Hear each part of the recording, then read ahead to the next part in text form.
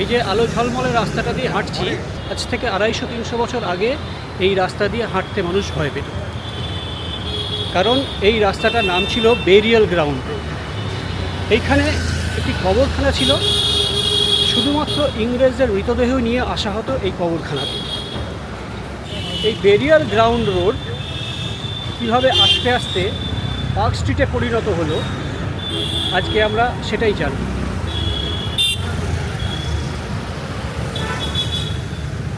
আজকের যে আলো ঝলমলে পার্ক স্ট্রিট আমরা দেখছি, 300 বছর আগে এটা একটা স্টম্পি ওয়েটল্যান্ড ছিল, মানে জলাভূমি ছিল। এখানে মানুষের বসবাসের অযোগ্য বলা হতো এই জায়গাটাকে। সেই সময় কিছু ইংরেজরা তাদের সমাজের শ্রেণীবিন্যাস করেছিল এবং তার ফলে এখানে কয়েকটা পাব, বার, এই সমস্ত তারা এস্টাবলিশ করে। সেই সময় সাধারণ মানুষ এখানে আসতে ভয় পেত। তার একটা বড় কারণ চুরি, ছিনতাই, ফাঁকা রাস্তা এবং সবচেয়ে বড় ছিল ভূতের ভয়। 250-300 বছর আগে যেটি ছিল কবরস্থানের দিকে যাওয়ার ভয়ঙ্কর পথ, আজ সেটি কী করে একটি নিয়ন ওয়ান্ডারল্যান্ডে পরিণত হলো। কিভাবে ফুড, মিউজিক আর রেভলিউশন এই কোয়াইট কাম কলোনিয়াল রাস্তাটাকে ভারতের আসল পার্টি ডেস্টিনেশনে রূপান্তরিত করলো। Over the decades it's become melting pot of culture, music, food and nightlife. From colonial charm to modern bars, যেখানে পাস্ট প্রেজেন্টের সঙ্গে দেখা করতে আসে। Welcome to Park Street, welcome visa to entry. Park Street, the soul of Kolkata after sunset.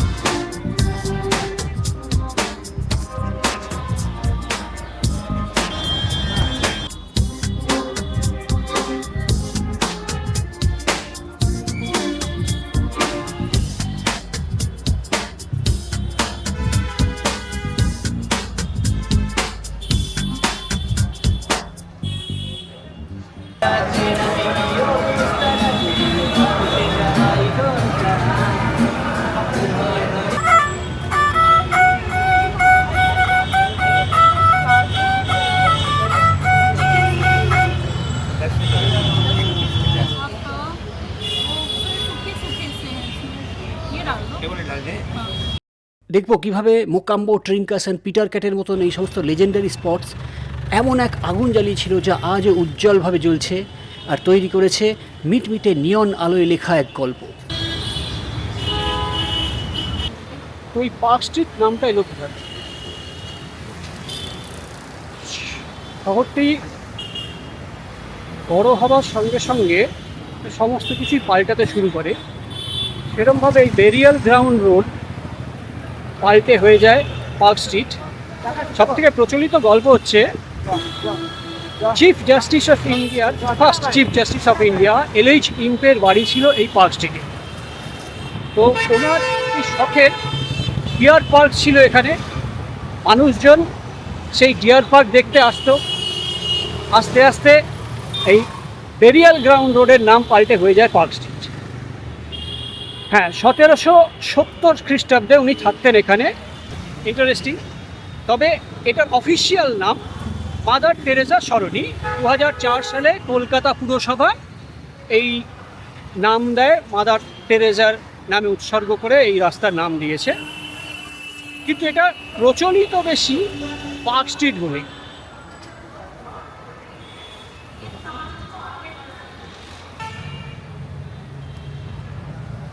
Park street actual grow করে স্বাধীনতার পর। 1947 সালে ব্রিটিশরা এখান থেকে চলে যাওয়ার পরে আস্তে আস্তে পার্ক স্ট্রিট তার খোলস ছেড়ে এই এখনকার পার্ক স্ট্রিটে পরিণত হয়েছে। 50s and 60s হচ্ছে পার্ক স্ট্রিটের শহরমুখী।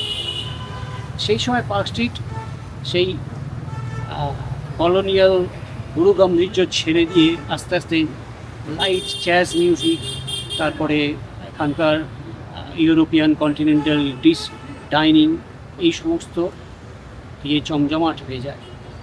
ভারতের প্রথম যে নাইট ক্লাব সেটি পার্ক স্ট্রিট থেকে শুরু করে। পার্ক স্ট্রিট তখন আর শুধু একটা রাস্তা ছিল না, সেটা তখন হয়ে যায় একটা স্টেটমেন্ট, সফিস্টিকেশন, আভিজাত্য, এই সমস্ত এপিসেন্টার ছিল পার্ক স্ট্রিট। নতুন বাঙালির আইডেন্টিটি ছিল তখন পার্ক স্ট্রিট। সেই সময় এখানের নাম করা লেজেন্ডারি কিছু রেস্তোরাঁ যেমন পিটার ক্যাট, মোকাম্বো, ট্রিঙ্কাস, এরা তাদের গল্প লেখে, এই পার্ক স্ট্রিটের গল্প লেখে এই নিয়ন আলো, মিটমিটে আলোতে। এই সেই যুগ যে সময় পার্ক স্ট্রিট তার ওই কলোনিয়াল হ্যাংকে কাটিয়ে জাজ ট্রাম্পেটের শব্দ, ইউরোপীয় খাবারের গন্ধ, এই সমস্ত ভরে উঠেছিল। পার্ক স্ট্রিট তখন চুম্বকের মতন টানত সেই সময়কার রিচ, ফেমাস আর কিছু বিদ্রোহীদের। পেছনে দাঁড়িয়ে আছি, এই রেস্তোরাঁটির নাম হচ্ছে মোকাম্বো। 1956 সালে এ কলকাতাবাসীর জন্য যে দরজা খুলে দেয়। তারপর থেকে এখনো পর্যন্ত Mocambo hotspot of park street. Mocambo এটি গর্বের সাথে নিজেকে ভারতের প্রথম নাইট ক্লাব বলে দাবি করে। সেই সময় এর ভেতরে ঢুকলে দেখা যেত নিচে আলো সহ একটি বিশাল ঝলমলে ডান্স ফ্লোর, একটি লাইভ ব্যান্ড, তখন গাউন ও ডিনারের জ্যাকেটের কঠোর পোশাক বিধি ছিল। এটি ছিল সফিস্টিকেশনের চূড়ান্ত শিখর। মোকাম্বো কলকাতাকে এমন এক স্তরের কন্টিনেন্টাল খাবার এবং গভীর রাতের জাঁকজমকের সাথে পরিচয় করিয়ে দিয়েছিল যা আগে কখনো এই শহর দেখেনি। জ্যাজ গায়িকা পাম ক্রেইনের মতন কিংবদন্তি শিল্পীরা এখানে মঞ্চ কাঁপিয়ে তুলতেন। 1956 সালের মেনুতে প্রথম যুক্ত হওয়া অনেক খাবার আজও এখানে সার্ভ করা হয়, যেগুলোর পাশে ঐতিহ্যের জন্য একটা বিশেষ এইচ চিহ্ন দেওয়া থাকে। এই মোকাম্বো থেকে মাত্র কয়েক পা হেঁটে গেলেই ট্রিঙ্কাস। আমার পেছনে যে ট্রিঙ্কাস দেখছেন, এইখান থেকেই জীবনের সঙ্গীতের যাত্রা শুরু করেছিলেন উষা উত্তর, কাঞ্জিভারম শাড়ি পরা মহিলা। এইখানে তার পারফরমেন্স করতেন। 1930-এর দশকে একটি শান্ত, সফিস্টিকেটেড সুইস টি রুম হিসেবে ট্রিঙ্কাসের যাত্রা শুরু হয়েছিল। কিন্তু 1959 সালে নতুন মালিকানার অধীনে এটি নিজেকে পুরোপুরি নতুন রূপে সাজিয়ে তোলে। চায়ের কাপের মৃদু টুংটাং শব্দের জায়গায় আসে লাইভ রক আর পপ মিউজিকের বৈদ্যুতিক সুর। ট্রিঙ্কাস 1960-এর দশকে রেভলিউশন তৈরি করে। তখন সেই সময় একটি আইকনিক লাইভ মিউজিক ভেন্যু হয়ে ওঠে ট্রিঙ্কাস। আজও কন্টিনিউ করছে।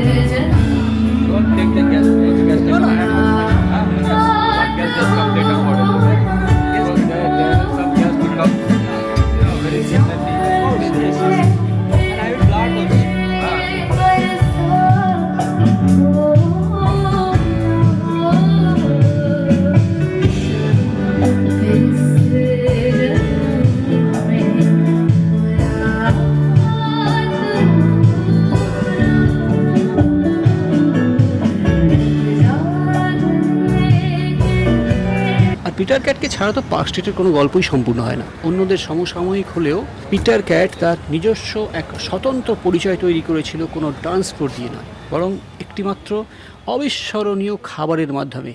রাইট, চেলো কাবাব। ইরানের ন্যাশনাল ডিশের থেকে অনুপ্রাণিত হয়ে এর প্রতিষ্ঠাতা মাখন দেওয়া ভাত আর স্যানিসাইড আপ ডিমের সাথে কাবাব পরিবেশন করে কলকাতাকে একটা নতুন খাবার উপহার দেয়, আর শহরবাসী এতে মেতে ওঠে। চেলো কাবাব শুধু একটি খাবারের চেয়েও অনেক বেশি কিছু হয়ে উঠেছিল। এটি একটি প্রথায় পরিণত হয়, স্মৃতির এমন এক স্বাদ যা উপভোগ করার জন্য মানুষ দশকের পর দশক ধরে লাইনে দাঁড়িয়েছে। একসাথে এই মোকাম্বো, ট্রিঙ্কাস আর পিটার ক্যাট যারা খাবার আর একটা আমেজ একত্রিত করেছিল, যা এই পার্ক স্ট্রিটকে আসল পার্টি ডেস্টিনেশনে পরিণত করে। তো সব গল্পে যেমন উত্থান থাকে, পতন থাকে, পার্ক স্ট্রিটে সেরকম পতন এসেছিল 1970-এর দশক। সেই সময় এখানে রাজনৈতিক অস্থিরতা, বিশেষত নকশাল আন্দোলন বাংলার বাতাসকে যেভাবে দূষিত করেছিল, পার্ক স্ট্রিট তার থেকে রেহাই পায়। সেই রাজনৈতিক অস্থিরতা এবং এই নকশাল আন্দোলনের চাপ এবং এখানকার রেস্টুরেন্টগুলোকে হাইলি ট্যাক্স ইম্পোজ করা হয়। এত ট্যাক্স তারা বহন করতে পারছিল না, বিশেষত যেগুলো ডান্স ফ্লোর ছিল সেইগুলো এই অত্যাধিক ট্যাক্স কিছুতেই ম্যানেজ করতে পারছিল না। আস্তে আস্তে পার্ক স্ট্রিটে মানুষ আসা কমে যায়। একটা তো ছিল ওই রাজনৈতিক অস্থিরতার জন্য যে হয় মানুষের, সেটা প্রথম। দ্বিতীয়ত এত ট্যাক্স বেড়ে যাওয়ায় আস্তে আস্তে এখানকার রেস্তোরাঁগুলো বন্ধ হতে শুরু করে। যেমন এই সময় দামি রেস্তোরাঁ ছিল ব্লু ফক্স তো বন্ধই হয়ে যায়। মোলারুজও বন্ধ হয়ে গিয়েছিল, কিন্তু মোলারুজ আস্তে আস্তে নিজেকে পরে আনিয়ে নিয়ে আবার খুলতে পেরেছে। কিন্তু পার্ক স্ট্রিট আবার সমমহিমায় ফিরে আসে বামফ্রন্ট সরকার আসার পরে। আস্তে আস্তে রাজনৈতিক স্থিরতা আসে, স্টেবিলিটি ফিরে আসে। মানুষজন রাতের কলকাতায় আবার স্বচ্ছন্দে হাঁটা চলা শুরু করতে পারে। সেই জন্য পার্ক স্ট্রিট সেই সময় আবার এখন যে পার্ক স্ট্রিট দেখছেন সেই পার্ক স্ট্রিটে পরিণত হয়ে যায়। বড়দিনের সময় এই নিয়ন আলো সবচেয়ে বেশি জমকালো হয়ে ওঠে। চন্দননগরের কারিগরদের নকশা করা আলো এক মনোমুগ্ধকর চাঁদোয়ায় পুরো রাস্তাটা পথচারীদের জন্য এক কার্নিভালে পরিণত করে। চারিদিকে উৎসবের মেজাজ, আর এমন একটা সংক্রমণ তৈরি করে এখানে, সেটা আনন্দের সংক্রমণ। সমাজের সকল স্তরের মানুষকে এখানে আকর্ষণ করে সেই সময়। এটি সংস্কৃতির এক জীবন্ত কালপুঞ্জি, যা লেখা হয়েছে মুখরোচক কাবাব, হৃদয়স্পর্শী জ্যাজ মিউজিক, আর অবশ্যই এই ঝলমলে নিয়ন শাইন। এটি শুধু পার্টি করার জায়গার চেয়েও অনেক বেশি কিছু, যা প্রমাণ করেছে যা এক সময়ের সব থেকে অন্ধকার রাস্তা আজ কিভাবে চোখ ধাঁধানো পার্টি ডেস্টিনেশনে রূপান্তরিত হতে পারে। পার্ক স্ট্রিটের গল্প মানেই কলকাতার গল্প, নিয়ন আলোর গল্প, চেলো কাবাবের গল্প, মোকাম্বর হেরিটেজ কন্টিনেন্টাল ডিশের গল্প, আর ড্রিঙ্কার্সের মিউজিকের গল্প। আমি আপনাদের পার্ক স্ট্রিটের গল্প জানতে আগ্রহী। আমাকে কমেন্ট করুন, জানান এই লেজেন্ডারি স্ট্রিটের আপনার সবচেয়ে পছন্দের রেস্টুরেন্ট কোনটি।